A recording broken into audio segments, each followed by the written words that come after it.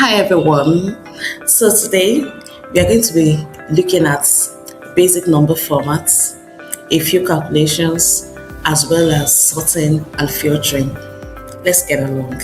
Here we have imputed the cost fee and the amounts paid for our various courses here at Parak. So the first calculation we're going to do is how to get the outstanding payment from the cost fee and the amount already paid.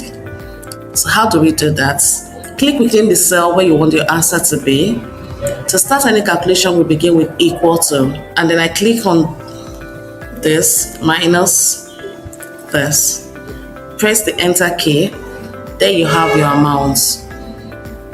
Now that I've done one, I don't have to do the rest like I showed in this previous class. Using your autofill feature, you can either double click to have the other cells populated automatically, or you drag down. Now here's what you have. Notice that each of these columns are not wide enough for the contents, and I don't want to keep doing this one by one.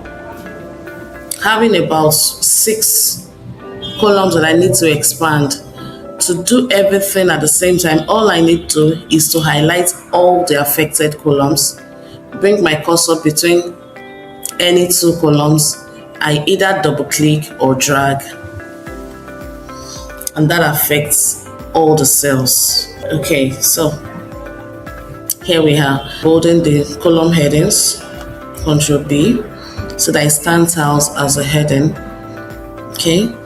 Another very important thing to do is to convert this range into a table. How do you do that? Click anywhere within your data, press Ctrl C.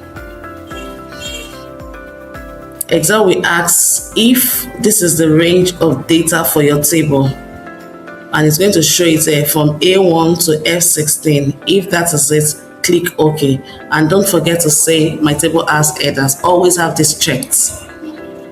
Okay. Now that my data is in a table format, you notice this drop down buttons at each column heading. This helps you to quickly filter your data. Let's see what I mean. Now within the cost column, I want to see those that are registered for data analysis only. I can click on this drop down button and select only data analysis. Now can we see that? You might also want to select data analysis and web. Okay. Anytime you're done, you want to go back to the original data, click on this option, clear filter from course, and there you have it.